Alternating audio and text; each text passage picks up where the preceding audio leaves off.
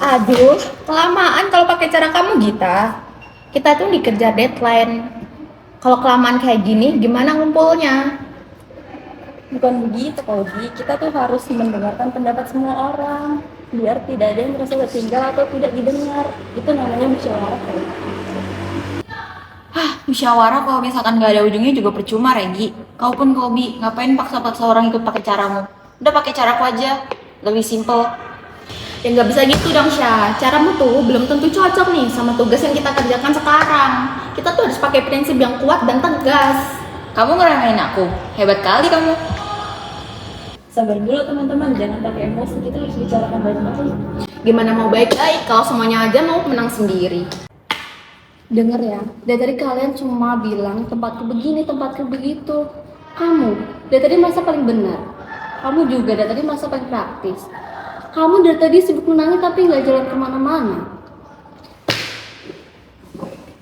Kalau kita cuma debat siapa yang paling hebat asal daerah kita, tugas ini nggak akan selesai sampai besok pagi. Sekarang aku tanya deh, kita ini sebenarnya satu kelompok yang punya tujuan yang sama apa enggak? Atau cuma sekumpulan orang dari berbagai pulau yang kebetulan dipaksa duduk bareng di sini?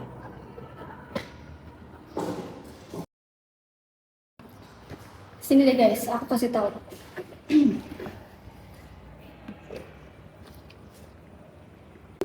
Kalian tahu nggak, kesalahan terbesar kita itu adalah melihat garis-garis peta ini sebagai pemisah. Kita pikir laut itu jarak, dan kita pikir gunung itu pemisah. Coba ingat lagi pelajaran PKN soal wawasan Nusantara.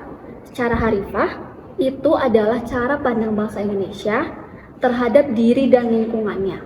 Indonesia itu bukan cuma deretan pulau yang kebetulan berdekatan. Laut di antara kita itu bukan pemisah, tapi penyambung mengikat kita jadi satu tubuh. Satu tubuh. Maksudnya gimana, Kak?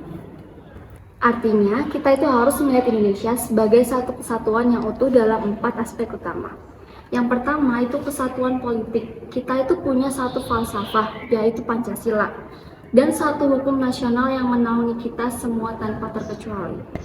Yang kedua itu kesatuan ekonomi. Kekayaan di Papua, di Sulawesi, atau di Sumatera itu adalah milik bersama untuk kemakmuran seluruh rakyat Indonesia, bukan dibuat daerah itu sendiri-sendiri.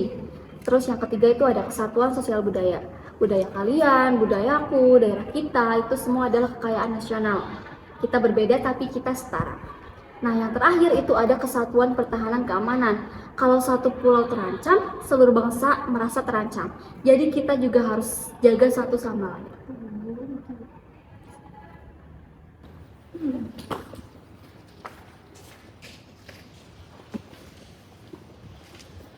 Berarti kalau aku ngerasa lebih praktis dan ngeremehin budayanya Kobi, secara nggak langsung aku ngerusak kesatuan sosial budaya itu ya? Tepat, Len. Kalau kita terus-terusan merasa suku atau cara kita sendiri yang paling hebat, kita itu sebenarnya sedang membangun tembok di dalam rumah kita sendiri. Nah, kalau tembok itu makin banyak, rumah ini akan runtuh. Jadi kita sendiri yang bakal menghancurkan bangsa ini dari dalam sebelum musuh luar sempat datang. Jadi wawasan Nusantara itu sebenarnya kacamata ya? Kacamata supaya kita bisa melihat kepentingan bersama di atas ego daerah kita masing-masing. Betul, Kolbi. Tanpa kacamata itu, kita itu bakal buta. Kita cuma bakal lihat perbedaan sebagai masalah, bukan sebagai kekuatan. Benar kata Santi, selama ini kita terlalu sibuk membandingkan sampai lupa saling menghargai. Perbedaan suku ini harusnya bisa jadi kekayaan, bukan hambatan. Bayangkan kalau Indonesia cuma punya satu warna, satu cara berpikir saja. Pasti akan membosankan, kan? Iya ya, aku jadi sadar, aku tuh terlalu bangga dengan gayaku yang praktis sampai nutup mata kalau misalkan caranya Regi itu teliti dan justru nyelamatin kita dari kesalahan fatal. Harusnya perbedaan ini jadi kekuatan kita, bukan alasan untuk saling sikut.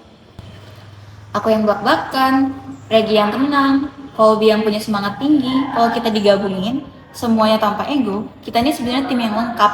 Gak ada celah yang gak bisa kita tutupi. Maaf ya teman-teman, aku minta maaf nih karena tadi egois, terus aku fokus banget buat cepet-cepet menyelesaikan tugasnya. Padahal proses yang benar tuh proses yang kita kerjain bareng-bareng loh. Tanpa persatuan, konflik kecil seperti beda pendapat ini tuh bisa jadi penguncian juga bagi kita sendiri. Nah, kalau kita pecah kayak gini, bangsa ini jadi lemah. Terus kita jadi malah sibuk bertengkar, tugas jadi terabaikan, deadline malah nggak kejar. Nah, benar Kolbi, itulah inti dari solusi kita.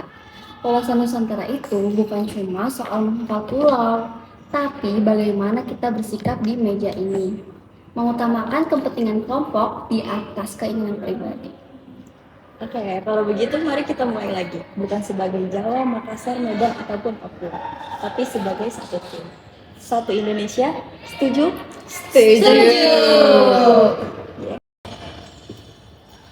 Mari kita jadikan wawasan Nusantara. Bukan sebagai hanya teori di buku pelajaran, tapi sebagai pedoman hidup, Mari kita pedulikan kepentingan bersama di atas kepentingan pribadi, kelompok, atau golongan.